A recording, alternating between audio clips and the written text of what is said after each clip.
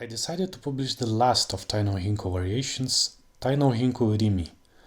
Actually, this one is not part of my list of the 50 Budo 1938 techniques.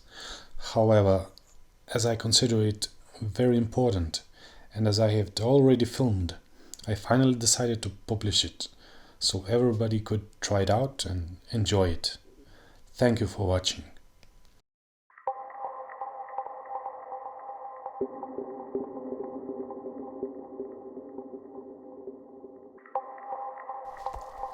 So I have already published 2 Tai no Henko variations, but there is one more important Tai no Henko to make it into a complete set.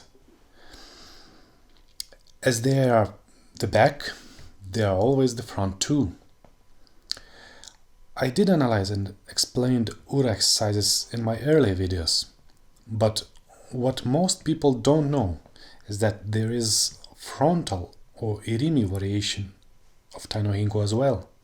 Originally, it was photographed in Budo 1938 photo session, but unfortunately, the manual was poorly organized and many important techniques didn't make into the final print. And those that did make it was poorly organized, making the techniques very difficult to understand.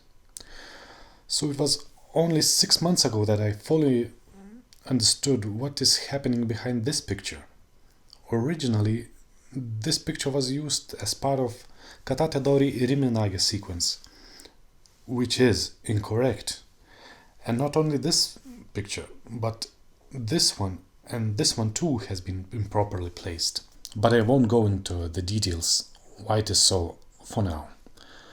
By the way, keep in mind that this is the first actual technique appearing in the manual, and it's already messed up right from the beginning. So I used this picture in explaining Tai no Henko Ura technique in my earlier video, as it is the only image showing this spiral blending from Katate Dori grab. There is one important point though. It starts from Gedan position, the low grab. Also, pay attention that even though Ueshiba Sensei has turned his tagatana, his feet and hips remain at the same spot. So it is different from Stana Tai no Henko, where you move your arms and legs simultaneously. So why is it that so? It is because founder is not going to turn around, but to enter in front to finish his exercise.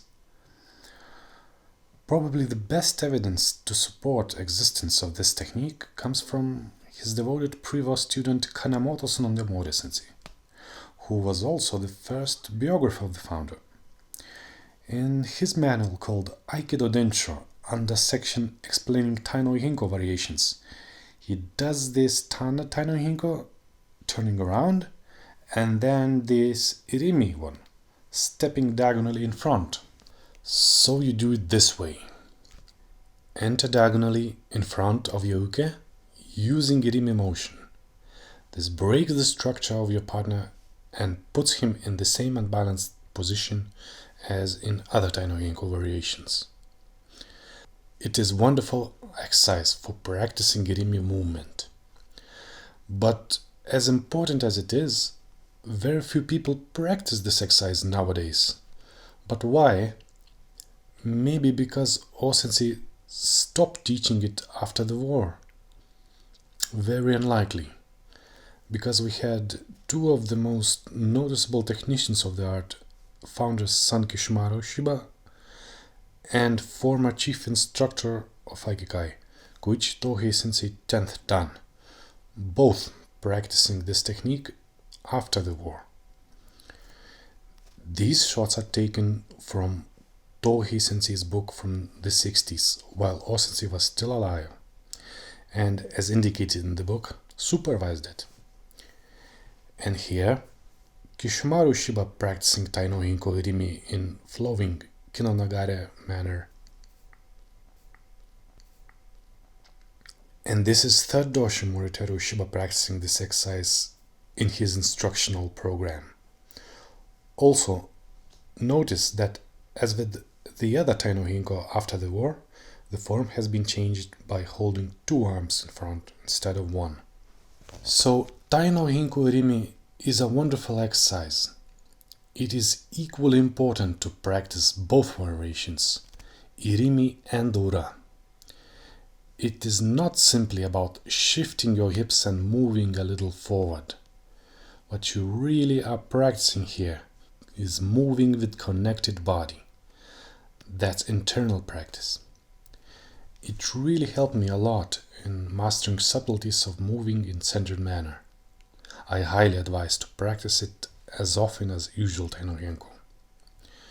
Now, I'll give you a treat. I'll try to explain briefly the internal method necessary for all those exercises. Remove any tension from upper body. Stand firmly, rooting with your feet into the ground. Upper body should feel light. Lower body should feel heavy, but not unstuck. Open up your fingers. Open up your joints. Let your mind power, your ki, flow through your arms and beyond. Establish the link with your hara, your kikai tanden. You should move with the feeling of energy coming from the ground and exiting through your extending fingers. It gives an unmistakable feeling. You will definitely know when it's there. Master it and you will have no difficulty in executing all those techniques. I worked really hard to rediscover this method, and now I'm giving it away in order to honor the founder and his Aikido, and so that people would appreciate this noble art even more.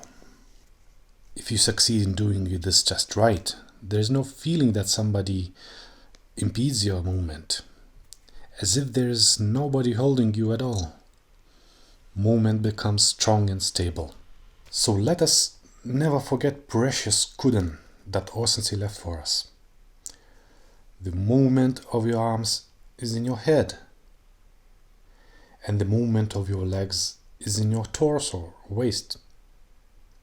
Look, this is not about using your hands skillfully and simply moving your legs from larger muscle groups. Everything is not that simple. But don't expect to develop internal qualities quickly, as it requires tons of solo practice. And then there are levels to it. It takes time and effort, lots of it. But I must say, it's very rewarding in the end. It has kind of therapeutic effect to it. It revitalizes body, mind and spirit. Aikido is like moving yoga, like Tai Chi exercises. In the end, even if we fail to achieve high martial ability, it doesn't matter so much, as it's not the ultimate aim of the art. So that's it for now. Thank you for watching.